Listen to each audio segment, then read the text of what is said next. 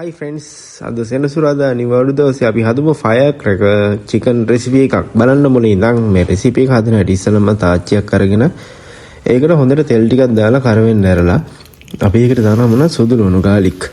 සුදු ලුණු දාලා ඒක ගාන්න ටෙම්පරාදු වෙගෙනදී අපි දානවා තල ටිකක් දාන්න ඕනේ හොඳට. ඊට පස්සේ ලුණු ටිකක් යම දාලා සෝයා සෝස් දාලා මේක හොඳට රත් වෙද්දී ටොමැටෝ සෝස් ටිකකුත් දාගන්න ඕනේ. මෙන්න මේ විදිහට දාගන්න ඕනේ ටොමැටෝ සෝස් ටිකක්. ඊට පස්සේ අපි මේකට කැලමිරිස් ටිකක් දාලා හොඳට මික්ස් කරගන්න ඕනේ. හොඳට ටෙම්පරාදු වෙන්න ඕනේ මේ ෆයර් ක්‍රැකර් චිකන් එක හදද්දී. ඊට පස්සේ අපි මේකට දානවා හොඳට දිය කරගත්ත කෝන් ෆ්ලවර් ටිකක්. හැබැයි මේක කැට තියෙන්න බෑ.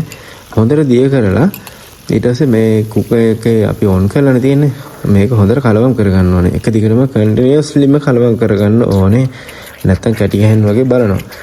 ඊට පස්සේ මේකේ පාට වෙනස් වෙනවා. මෙන්න මේ විදිහට රන්වන් පාටට එනවා. අපි ඊට පස්සේ මේකට වතුර ටිකක් දාලා ඊට පස්සේ ආයෙත් හොඳට කලවම් කරගෙන අපි මේකට දානවා මොනවද? white sugar. කැමති නම් brown sugar දාන්න පුළුවන්. brown sugar කියන්නේ දුඹුරු සීනි. හරිද?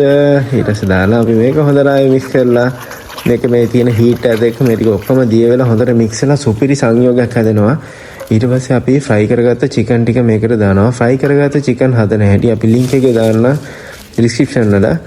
එතකොට මෙන්න මේ විදිහට mix කරගෙන අපි මේ ටික ඔක්කොම ටික වෙලාවක් තියන්න ඇරලා මෙන්න මේ විදිහට රවුමට බටබට වගේ කපාගත්ත ලුණු කොළ ටිකක් දාගන්න ඕනේ. ඊට පස්සේ අපිට පුළුවන් මේක කෑම මෙසට පිළිගන්නන්න.